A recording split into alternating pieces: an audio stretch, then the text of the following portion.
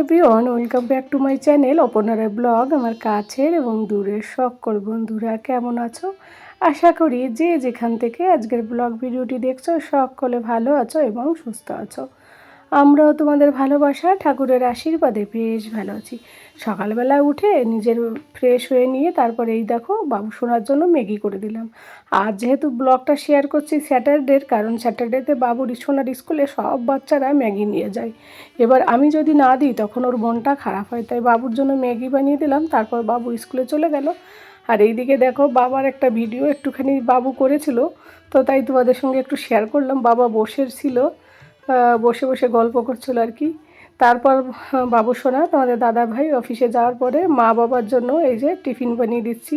তোমাদের দাদা ভাই রুটি খেয়ে গেছে, বাবুও রুটি খেয়ে গেছে আর ম্যাগি নিয়ে গেছে স্কুলের জন্য। আর এই যে ব্রেড বানিয়ে দিচ্ছি বাবা মার জন্য আর আমার জন্য। তিনজনই আমরা ব্রেড করব টিফিনে, আজকে ব্রেকফাস্ট টিফিন বলছি। তারপরে দুপুরে রান্না বান্না, এই সকাল থেকে বাবা মা এসছে, একটু বেশি ভেবেছি এটা ওটা রান্না করব, কিন্তু খেতেই পারে না। ওদের যে বয়স হয়ে গেছে, একটুখানি খেলেই পেট খারাপ হয়ে যায় এই আর কি। তবে মা যে যে সবজিগুলো এনেছে সেই সবজিগুলো ভেবেছি রান্না করব। তার আগে এই দেখো ব্রেকফাস্টের উপরে একটুখানি চিলি ফ্লেক্স দিলাম, তা বাবা আবার খেলো না। তো যাই হোক, মা আর আমি খেয়ে নিলাম ওই চিলি ফ্লেক্সগুলো। তারপরে দুপুরে রান্না বান্না এইসব নিয়ে অনেক বিজি ছিলাম, অফ ক্যামেরায় কাজকর্ম করে এই যে রান্না করছি আজকে কলার মোচার ঘন্ট। ভেবেছিলাম এই রেসিপিটা করব, কিন্তু আর টাইম পেলাম না জানো তো। কারণ কি, দেখবে কেউ এলে বাড়িতে আর সেইভাবে ভিডিওর দিকে ধ্যান দেওয়া হয় না। ভিডিও করব না কাজ করব এটা নিয়ে আর তোমাদের সঙ্গে কিছু শেয়ার করতে পারিনি, ওই জন্য রবিবারে কোনো ব্লগ ভিডিও শেয়ার করতে পারিনি। আর ভেবেছি মাঝে মাঝে একদিন বাদে বাদে ভিডিও শেয়ার করব, কারণ এখন আর হচ্ছে না টাইম। আর এইদিকে দেখো রান্নাবান্না কমপ্লিট। এই যে মটর শাকের ঘন্ট রান্না করেছি। মটর শাক আর কি, যে মটর আর কি বাজার থেকে এখন পাওয়া যায় কড়াইশুঁটি শাকের। এই যে পুঁই শাক দিয়ে আলু দিয়ে একটু ছেলের জন্য আলাদা করে রান্না করেছি। এই সব সবজিগুলো কিন্তু কিছুই এখান থেকে নিয়ে আসা হয়নি, সব বাবা মা নিয়ে এসছে। আর এই যে এলাঞ্চি শাকের একটু রান্না করেছি, মানে একটু একটু করে। মা যেহেতু অনেক প্রকার সবজি নিয়ে এসছে, বাড়ি থেকে নষ্ট হয়ে যাবে, সেই জন্য সব সবজিগুলোই প্রায় রান্না করছি একটু একটু করে। আর এই যে মোচাটা নষ্ট হয়ে যাবে, এই জন্য মোচার ঘন্টটাও রান্না করছি। তো মোচাটা খেতে খুব সুন্দর হয়েছিল, ঘন্টটা একদম ড্রাই ড্রাই করে রান্না করেছি। আর কি বলো তো, মোচার ঘন্টটা একটু রান্না করে এই জন্য রেখে দিলাম, রাতের বেলা রুটি দিয়ে খেতেও বেশ সুবিধা হবে। আর একদম শুকনো শুকনো খুব সুন্দর হয়েছিল, খেতেও দুর্দান্ত হয়েছিল। তো যাই হোক, এর আগের দিন আবার যে কচুর তরকারি রান্না করেছিলাম সেই তরকারিও অনেকটা রয়েছে, আবার সেইটাও একটু গরম করে দেব। তো সব মিলিয়ে এত কিছু রান্না হলো।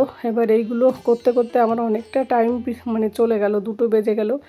কারণ কি, চান করাও হয়নি আজকে জানো তো। আর রান্না করার আগে চান করতে আমার একটু কেমন লাগে, যদিও বাসি ড্রেস চেঞ্জ করে নিই, কেন কি আবার তেল চিটচিটে থাকে ওই কারণে। তো সব কিছু যে রান্না কমপ্লিট। তারপরে যে ঘরটাকে একটু গুছিয়ে নিলাম চান দান করে। খাওয়া দাওয়া কমপ্লিট আমাদের। আর তোমাদের দাদাভাই খেয়ে দিয়ে আগে থেকে বাবু সোনাকে আনতে গিয়েছিল, বাবা মা আর আমি খাওয়া বাকি ছিল। তো বাবু এলো, তারপরে আমরা সবাই মিলে খাওয়া দাওয়া করে থালা বাসন ধুয়ে এই যে একটু কাপগুলোকে একটু গুছিয়ে রেখে দিলাম। আর কি বলো তো, খাওয়া দাওয়া করার পর রান্না করার পর রান্নাঘরটাকে যদি একবারে গুছিয়ে বেডে যাওয়া যায় তাহলে একটু বেশ মানে শান্তি লাগে, মনে হয় আমার কাজটা আজকের কমপ্লিট। আর রান্নাঘরটা যদি একটু অগোছালো করে রাখা হয়, পরবর্তীতে চা করতে এসে না, বিকেলবেলা কি সন্ধ্যাবেলা কোনো কিছু করতে এসে দেখতে খুব খারাপ লাগে। ওই জন্য আমি একবারে খাওয়া দাওয়া করে রান্না করে সব কিছু কমপ্লিট করে সুন্দর করে গুছিয়ে রেখে দিলাম। এই দেখো খুব সুন্দর করে, কিন্তু এই সুন্দরের একই কাণ্ড হলো। আর এইদিকে দেখো বাবা বসে বসে টিভি দেখছে। আর এই যে কি আবার খাওয়া দাওয়া করার পরে আবার কত কিছু রয়েছে, বেঁচে রয়েছে আর কি। এই যে এতখানি, মানে বেশি না, অল্প রান্না করেছি। এই যে মটরশুঁটির শাকের ঘন্ট, ওইদিকে পেঁয়াজ কলি রান্না করেছি, ওটাও মানে এই যে রয়ে গেছে অনেকটা। অল্প অল্প করে সবাই খেয়েছে, কেন কি বলো তো, অনেক প্রকার আইটেম হলে দেখবে বেশি খাওয়া যায় না। তারপরে এলাঞ্চি শাকের তরকারি, ওইদিকে আবার মোচার ঘন্ট, এইসব দিয়ে অনেক প্রকার আইটেম হয়ে গেছে, তো ওই জন্য সবাই খাইনি। এবার একটু টক শাক ছিল, তো সবটা দেখালাম না তোমাদের। আবার এই যে ভাতও রয়ে গেল অনেকগুলো, তো এগুলো ঢেকে ঢুকে রেখে দিলাম, একটু গুছিয়ে রেখে দেবো। তারপরে আমি দেখি কি করি। বাবু সোনার আবার এক্সাম তো সামনে আর কি, যেটা বলছিলাম তোমাদের, হয়তো এখন থেকে একদিন বাদে বাদেও ভিডিও দিতে পারি, কারণ বাবুর পড়ার দিকে একটু ধ্যান দিতে হবে। তবে একদিন বাদে বাদে দিলেও তোমাদের কাছে আমি ঠিক চলে যাব। তো যাই হোক বন্ধুরা, এইগুলো একটু ঢেকে ঢুকে সুন্দর করে গুছিয়ে রেখে দিলাম। খুব ক্লান্ত লাগছে, কষ্ট লাগছে প্রচুর আর কি। আমি এক সময় অ্যাকচুয়ালি কী বলো তো, বেশি সময় দাঁড়িয়ে থাকতে পারি না, বেশি সময় দাঁড়িয়ে থাকলে না আমার পুরো পিঠ হাত সব ব্যথা করে। আর এইদিকে ছেলেটা পাগল করে দিচ্ছে কদিন ধরে। এই যে তালটা দেখছো, অনেক দিন আগে তোমাদের দেখিয়েছিলাম গত বছর হোলির সময়, এটা আর কি হোলির সময় বাড়ি থেকে কিনে আনা হয়েছিল মেলা থেকে। এই তালের মধ্যে পয়সা ছেড়েছে বাবু সোনা, এবার ওইটা ভাঙার জন্য মাথা খারাপ করে দিচ্ছে, কবে ভাঙবো কখন ভাঙবো এইসব বলে বলে। তারপর বন্ধুরা একটু রেস্ট নিয়ে ফিরে এলাম সন্ধ্যাবেলা। বাবু টিচার এসছে, বাবু টিচারকে আর কি চা দেবো, আমরা একটু খাবো, বাবু একটু খাবে। বাবু দুধ খাবে না চা খাবে জানি না, তো যাই হোক ওকে তো চা দেওয়া যাবে না, ওকে চা দিও নি আর কি যদিও। তো এই যে সবাইকে চা দিচ্ছি। চা খাওয়ার সময় একটু বেশি শান্তি লাগে, দুপুরবেলা লাঞ্চ করে যতটা না শান্তি পাই, চা খেয়ে বেশ মজা লাগে আমার। তো বাবা মার আমি যে চা খেয়ে নিলাম, আর ওদিকে টিচারকে আলাদা করে মানে চা দিয়ে দিলাম। এই যে বাবাকে মাকে দিলাম এই কাপ দুটো। ওরা দুজন বসে বসে আর কী করবে, এই যে বসে বসে বোরিং হয় আর টিভি দেখে। আর এই দিকে দেখো কি কাণ্ড হয়ে গেল, তোমাদের দাদাভাই এলো বাবুসোনাকে পড়াচ্ছে, আমি বসে রয়েছি পাশে মোবাইল নিয়ে। তো এবার চটচট করে মানে শব্দ হচ্ছে, বাবু বলছে কি শব্দ হচ্ছে, আমি বলছি তোর পড়ার দিকে ধ্যান নেই, বাইরের দিকে ধ্যান। এদিকে বাবা মাও গন্ধ পেয়ে গেছে। এবার এসে দেখি গ্যাসে দুধ জ্বালানো ছিল, আর সেই দুধটা পুরো গ্যাসের উপর চারি সাইডে ছড়িয়েছে। আমি মোজা পরেছিলাম সেটাও না খুলে আমি দেখে পুরো পাগল হয়ে গিয়েছি, পাগলের মতো ছুটে এসেছি রান্নাঘরে। আর এতটা মন খারাপ করে, তোমরা তো দেখলে দুপুরবেলা এত সুন্দর করে গুছিয়ে রান্নাঘরটাকে রেখে দিলাম, সেই রান্নাঘরটা একদম নোংরা হয়ে গেল, কি বলবো। আর আবার এইটার জন্য আর কি হলো বলো তো, অ্যাকচুয়ালি কি এই নোংরাটা পড়লো, তার জন্য উপরের দেওয়ালটা আমি আবার সুন্দর করে স্কচব্রাইট দিয়ে বেশ ভালো করে পরিষ্কার করলাম।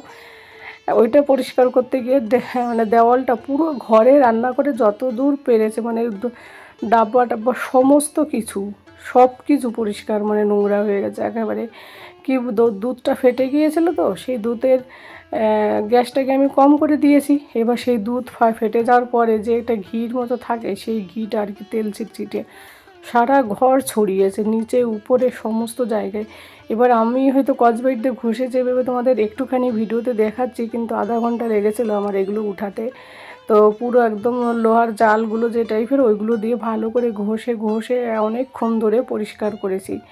তো পরিষ্কার করার পর আবার একটু ভালোও লাগলো, যদিও আমার অসময় কাজটা করতে হলো চান দান করার পরে রাতের বেলা। কেন কি এই কাজগুলো দেখবে চান করার আগেই বেশি ভালো লাগে। তো সব কিছু মানে পরে পরে করতে হলো, ওটা খারাপ লাগলো, কিন্তু পরিষ্কারটা হলো, ওটা দেখে বেশ ভালোই লাগলো। তোমরা দেখবে যে কোনো জিনিস যতটা নষ্ট হয়, যে একদিক দিয়ে নষ্ট হয় আর একদিক দিয়ে ভালো হয়। যাই হোক অনেকক্ষণ ধরে 1 ঘন্টা ধরে গ্যাসটা মানে এরকম অন করা ছিল, তো তাই এই কাজটা হলো। তোমাদের সঙ্গে এরকম হয় কিনা অবশ্যই কমেন্ট করে জানাবে। আমার সঙ্গে কিন্তু এরকম অনেকবার হয়, জানো তো, দুধ এরকম অনেকবার পুড়ে যায়, কি মানে তখন যে এতটা খারাপ লাগে কি বলবো আর। তো যাই হোক রান্নাঘরটা পরিষ্কার হলো, কিচেনটা একেবারে ক্লিনিং করা হলো, এটাই বেস্ট হলো আর কি। ডিপভাবে ক্লিনিং করলাম, কিন্তু এই ক্লিনিংটা চান করার আগে করলে একটু মানে অস্বস্তি কম লাগে। আমি এবার এতটাই উন্মাদ হয়ে গেছি যে মোজাটাও না খুলে দেখো একদম উপরে চড়ে গেছি, চড়ে পুরো ওই সাইডটাতে এত সুন্দর চকচক হয়েছে। এবার এই সাইডটা একটু ধরলাম, এরপরে নিচের যেটা আছে সেটাকেও একটু দাঁড়িয়ে দাঁড়িয়ে বেশ সুন্দর করে পরিষ্কার করে নেব। আর এইগুলো পরিষ্কার করা না থাকলে, ওইরকম ছড়িয়ে ছিটিয়ে তেল মেল এগুলো থাকলে না, তখন রান্না করতে এসে দেখলে না খুব বিরক্ত লাগে, জানো তো। তো দেওয়ালগুলো পরিষ্কার হয়ে এলো, এবার আমি গ্যাসটাকে একটু বেশ সুন্দর করে পরিষ্কার করে নেব। প্রথমে এমনি ন্যাকড়া দিয়ে পরিষ্কার করেছি, কিন্তু তেলগুলো যায়নি। তারপরে এই যে স্কচব্রাইটে একটু লিকুইড ঢেলে তারপরে এগুলো একটু পরিষ্কার করে নিচ্ছি। ভেবেছি একটা গ্যাস কিনবো, কবে যে কিনবো জানি না, তবে কিনলে অবশ্যই তোমাদের সঙ্গে শেয়ার করব। অনেক ইচ্ছা আছে 3 বার্নারের ওইগুলো কিনতে আমার, কিন্তু রান্নাঘরে কতটা জায়গা নেবে সেই জন্য আর কিনছি না। তো যাই হোক দেখা যাক কবে নেওয়া হয়। তো সময়ই পাচ্ছে না তোমাদের দাদাভাই, আসল কথা হয়েছে এটা। তো দেখো কথা বলতে বলতে আমার গ্যাসটা প্রায় পরিষ্কার করা হয়ে গেছে। এই পর্যায়ে যারা যারা আমার সাথে আছে তাদের সকলকে জানাই অসংখ্য অসংখ্য ধন্যবাদ আমার পাশে থাকার জন্য এবং এভাবে আমাকে সাপোর্ট করার জন্য তোমাদের। আর যদি ভালো লাগে আমার ব্লগ ভিডিওগুলো অবশ্যই একটু কমেন্ট করে যেও এবং একটা লাইক করে দিও। এবং কমেন্টের পাশে যে হাইপটা একটা হাইপ করে দিও। তোমাদের একটা হাইপ একটা লাইক আমাকে কিন্তু পরবর্তী ব্লগ বানাতে ভীষণ উৎসাহিত করে। আর ইদানিংকাল একটুখানি বিজি এসি ছেলের পড়াশুনো মা বাবা এইসব নিয়ে আর কি। আর বাবা মা এসছে যেহেতু একটুখানি ভালো মন্দ রান্নাবান্না খাওয়া দাওয়া গল্প আড্ডা এইসবই বেশি হচ্ছে। হ্যাঁ, তো অন্যরকম একটা বেশ আনন্দ আর সবারই ভালো লাগে, তাই না? বাবা মা বাড়িতে এলে বাপের বাড়িতে থেকে কেউ এলে দেখবে ভীষণ মজা লাগে। তারপর যদি দূরে থাকা হয় আরও বেশ ভালো লাগে। তো আর এদিকে দেখো গ্যাসের উপর নিচে সবটা পরিষ্কার করলাম। এবার কি করেছি জানো তো, এগুলো সব তুলে আবার রান্নাঘরটাকে আবার আমি নতুন করে আবার ধুয়ে পরিষ্কার করে এই যে গ্যাসের বার্নারগুলো ধুয়ে পরিষ্কার করে রেখে দিলাম। করতে করতে আমার অনেকটা টাইম লেগে গেল। উপরেরটা পরিষ্কার করতে আধা ঘন্টা, নিচের এগুলো আবার করতে আধা ঘন্টা, 1 ঘন্টা টোটাল লেগে গেল, জানো তো। তো যাই হোক বন্ধুরা, আর এইদিকে দেখো ছেলে ততক্ষণে আবার কি বদমাইশি করছে। আমার মাকে যতবার আসবে মায়ের জন্য আর নেল পলিশ কিনবে, আর মায়ের জন্য নেল পলিশ, এই যে মা টিভি দেখছিল সিরিয়াল, আর মাকে নেল পলিশ লাগিয়ে দিচ্ছে।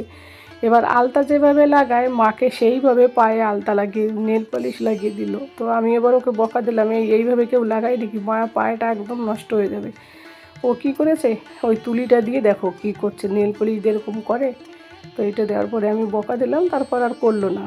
তো এটা আলতা লাগায়, ও বোঝে না, বলে এটাই তো আলতা। বলছে না বাবা এটা আলতা না। তো এইসব নিয়ে মজা হচ্ছিলো। আমার ছেলে মাকে পেয়ে ভীষণ ভীষণ খুশি। একা একা থাকে তো, দেখবে যে কোনো বাচ্চারা একাটা থাকে তো কেউ এলে ভীষণ খুশি হয়, তাই না বলো? যাই হোক বন্ধুরা, আজকের ব্লগ ভিডিওটা আজ এখানেই শেষ করছি। যে যেখান থেকে দেখছো সকলে ভালো থাকো, সুস্থ থাকো। Tata, bye bye, good night.